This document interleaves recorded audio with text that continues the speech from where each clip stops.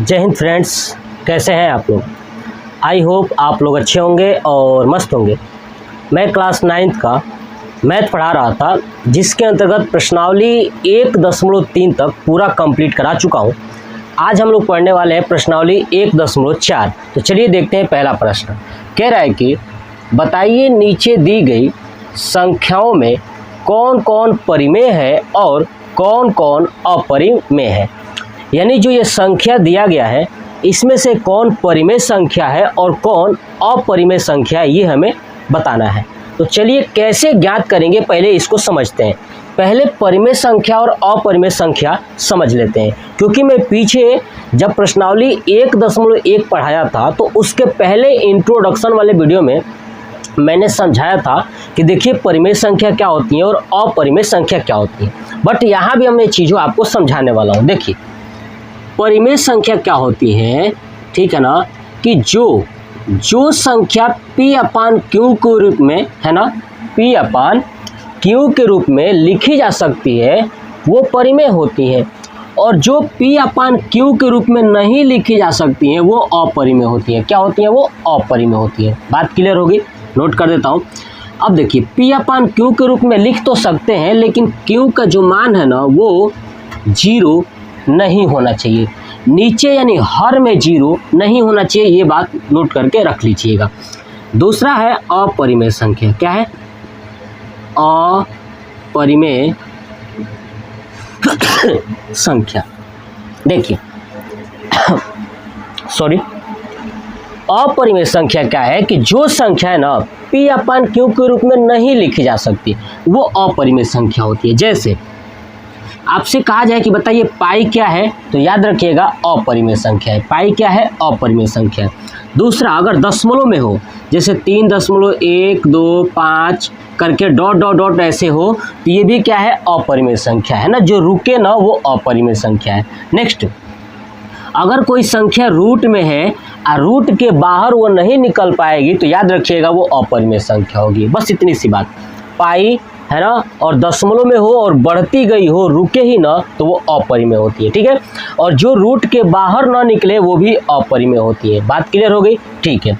और बाकी सभी परिमेय संख्या होती है। कुछ भी नाम लिया जाए तो आप बताइएगा कि परिमेय संख्या होती है। जैसे मैं आपसे बोलूँ 4, क्या इन तीनों में से फॉलो कर रहे हैं? क्या नहीं? तो 4 क्या है? परिमेय संख्या। बात समझ में आ गई? तो परिमेय और अपरिमेय यही होती है। अब हम लोग इसको देखते हैं कैसे पहचानेंगे। ठीक है, समझिएगा कि कैसे आपको सॉल्व करना है। देखिए पहला प्रश्न देखते हैं। देखिए पहला कह रहा था कि 2 - √5। ठीक है, पहला है 2 - √5। अब बताइए, अब यहाँ पे क्या है? ये 2 क्या है? परिमेय संख्या। और √5 क्या है? देखिए बाहर नहीं निकल पाएगा, इसलिए ये अपरिमेय संख्या।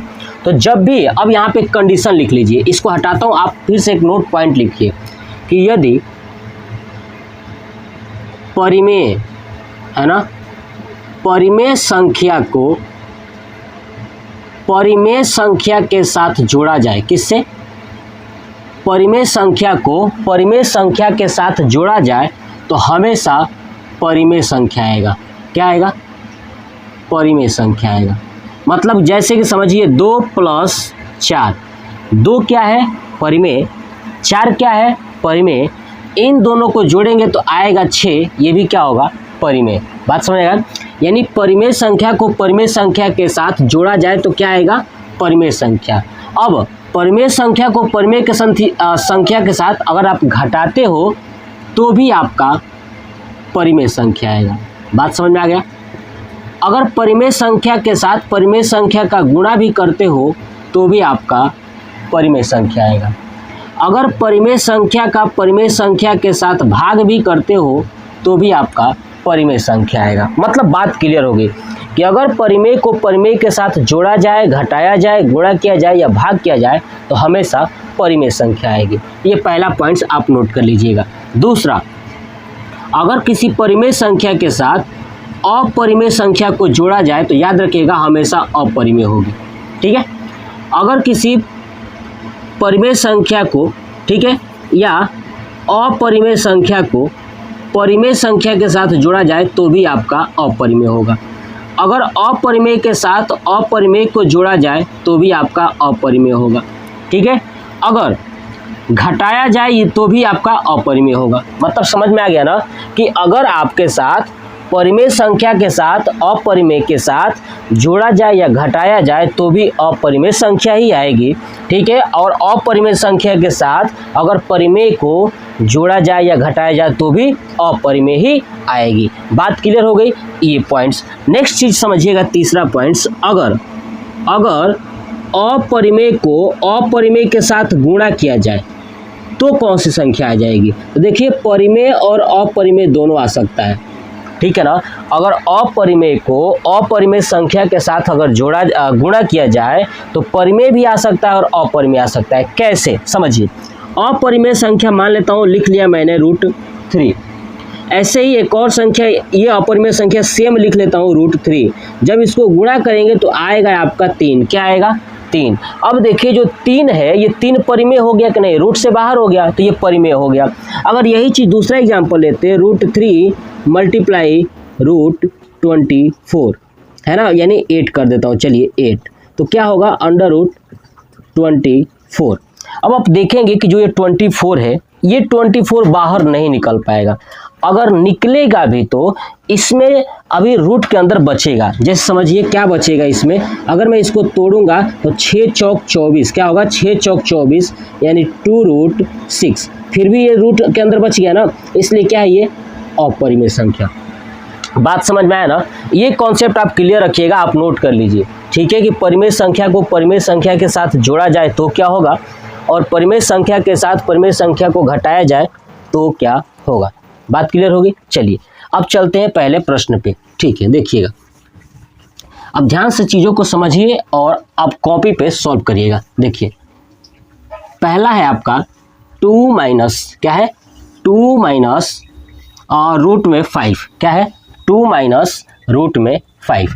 अब देखिए 2 में क्या करना है, रूट को माइनस करना है, ठीक है। तो पहला देखिए 2 माइनस √5, तो देखिए 2 क्या है परिमेय संख्या, √5 क्या है अपरिमेय संख्या। देखिए परिमेय संख्या में से अगर अपरिमेय संख्या को माइनस करते हैं तो हमेशा क्या आएगा अपरिमेय संख्या। तो इसका मतलब ये क्या है अपरिमेय है, क्या है ये अपरिमेय है। चलिए दूसरा प्रश्न, 3 + √23 फिर -23, यही है। अब इसको सॉल्व करिए पहले, तो 3 + √23 -√23, एक प्लस में 23 एक माइनस में कट जाएगा तो क्या बचेगा सिर्फ 3, और 3 क्या है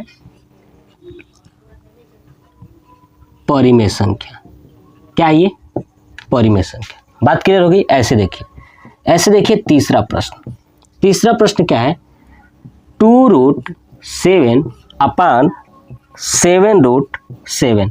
देखिए √7 कट जाएगा तो क्या बचेगा 2/7, और 2/7 क्या है एक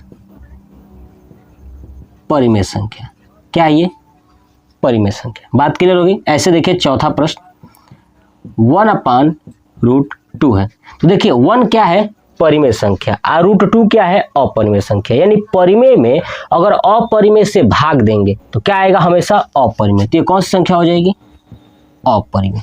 बात क्लियर होगी। कौन संख्या अपरिमेय, ठीक है। चलिए पांचवा देखिए, पांचवा प्रश्न कह रहा है 2π। अब देखिए पाई क्या है अपरिमेय संख्या। अपरिमेय संख्या में अगर किसी परिमेय का गुणा करते हैं तो भी क्या होगा अपरिमेय संख्या। ये मैंने पीछे समझाया था अपरिमेय संख्या। बस आपको यही लिखना था कि कौन परिमेय है कौन अपरिमेय है। तो देखिए मैंने लिख के दिखाया, बहुत आसान है, आप इसको नोट कर लीजिए। चलिए अब चलते हैं क्वेश्चन नंबर 2 पे। निम्नलिखित व्यंजकों में से प्रत्येक व्यंजक को सरल कीजिए। देखिए ये जो व्यंजक है ना, इसको क्या करना है सरल करना है, यानी सॉल्व करना है। तो देखिए पहला प्रश्न क्या है, पहला है 3 + √3 और आगे है 2 + √2। देखिए अगर आप देखेंगे तो ये जो दिख रहा है 2 ब्रैकेट में, मैं क्या करता हूँ आगे वाले ब्रैकेट का ये आगे वाला लेता हूँ और पीछे वाला दोनों ब्रैकेट ये ऐसे, ठीक है ना, ऐसे लिखिएगा। फिर क्या है +√3, तो +√3, फिर दूसरे में 2 + 2 ऐसे। अब इसको गुणा करिए, 3 2 जा 6 और गुणा करेंगे तो 3√2 हो जाएगा, प्लस इसको करेंगे तो 2√3 प्लस रूट के अंदर 6, ठीक है, क्या हो जाएगा ये 6। अब देखिए क्या हम इसको ऐड कर पाएंगे, नहीं ऐड कर पाएंगे, क्या नहीं ऐड कर पाएंगे तो ये हो जाएगा हमारा आंसर, क्या हो जाएगा आंसर, ठीक है। चलिए अब देखते हैं दूसरा प्रश्न। दूसरा प्रश्न क्या है, 3 प्लस √3 और 3 माइनस √3, आगे वाला वही लिखेंगे 3 और ये 3 माइनस √3 प्लस √3 और फिर से 3 माइनस √3 है ना ये वाला। अब गुणा करिए, 3 3 जा 9 माइनस इसमें करेंगे तो 3√3 प्लस इससे करेंगे तो क्या हो जाएगा 3√3 और √3 करेंगे तो हो जाएगा 3। देखिए 3√3 एक प्लस एक माइनस एक कैंसिल और यहाँ बचा 9 माइनस 3 यानी हो जाएगा 6। ये हो जाएगा हमारा दूसरे का आंसर। क्लियर, बहुत आसान है। चलिए तीसरा देखते हैं। तीसरा प्रश्न क्या है, रूट में 5 प्लस रूट में 2 का स्क्वायर। तो देखिए ये बन रहा है a प्लस बी का होल स्क्वायर। क्या बन रहा है, a प्लस बी का होल स्क्वायर। क्या होता है a square plus b square plus 2ab। तो देखिए a स्क्वायर है ना, यानी √5 का स्क्वायर प्लस √2 का स्क्वायर प्लस 2, a का मान है √5 और b का मान है √2। तो करेंगे 5 का स्क्वायर हो जाएगा 5 प्लस √2 का स्क्वायर हो जाएगा 2 प्लस इसको करेंगे तो हो जाएगा 2√5 दूना 10 ऐसे। ये हो जाएगा 7 प्लस 2√10। ये हो जाएगा हमारा आंसर। बात समझ में आए? यानी 3 प्रश्न बहुत आसान है, बस सरल ही तो करना है, कितना ही चाहिए कर लीजिए। चलिए अब देखते हैं लास्ट प्रश्न इसका, ठीक है, और समझते हैं कि लास्ट प्रश्न कैसे करना है। देखिए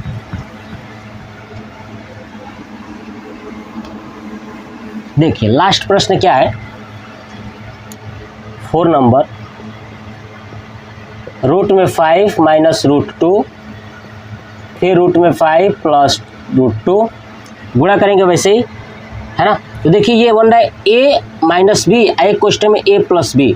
तो आप चाहें तो a square minus b square से भी कर सकते हैं और बेसिक से भी कर सकते हैं। देखिए बेसिक क्या है 5 और ये हो जाएगा √5 प्लस 2, मैंने समझाया था, फिर इसको लिखिएगा और फिर ये ब्रैकेट वाला पूरा लिख दीजिए, है ना, ऐसे। चलिए अब गुणा करिए, √5 को √5 में करेंगे तो 5 ही होगा, प्लस √5 को 2 में करेंगे तो 2√5 होगा, माइनस √2 को √5 से करेंगे तो हो जाएगा √10, माइनस में माइनस माइनस और √2 को करेंगे तो 2 हो जाएगा। ये बात समझ में आ गया। चलिए अब देखिए 5 में से ये 2 को माइनस हो जाएगा तो बचेगा क्या 3, क्या बचेगा 3। अब ध्यान से मेरी बात को सुनिएगा कैसे करना है, ठीक है। देखिए अरे यहाँ पे √2 था, ठीक है, तो यहाँ पे हो जाएगा 5 यानी √10 हो जाएगा, ठीक है, सॉरी 10 हो जाएगा। यहाँ पे देखिए √2 था, मैंने रूट छोड़ दिया था। देखिए 10 से 10 कैंसिल हो जाएगा, प्लस में माइनस में, तो क्या बचेगा 5 में से 2 गया 3। ये हो गया हमारा आंसर। क्या हो गया, ये हो गया हमारा आंसर। बहुत आसान है, ठीक है। इसका दूसरा मेथड क्या है, सेकेंड मेथड। हम जानते हैं कि a square minus b square बराबर होता है एक कोष्टक में a प्लस बी, एक कोष्टक में होता है a माइनस बी। तो आप देखिए ना, ये a माइनस बी और a प्लस बी बना है ना ये वाला, तो इसका मतलब a square minus b square, मतलब लिख सकता हूँ √5 का स्क्वायर माइनस √2 का स्क्वायर। तो 5 का हो जाएगा 5 माइनस √2 का होगा 2 बराबर 3। हम इस तरीके से भी कर सकते हैं, ठीक है। तो ये था प्रश्नावली 1.4 का दूसरा प्रश्न। मैंने इस वीडियो में सिर्फ पहला और दूसरा प्रश्न ही कंप्लीट कराया है, इसके बाद मैं तीसरा चौथा पांचवा पूरा कंप्लीट करा दूंगा, उसके बाद प्रश्नावली पूरा द एंड हो जाएगा। तो ये वीडियो कैसा लगा कमेंट बॉक्स में कमेंट करके जरूर बताइएगा। जय हिंद।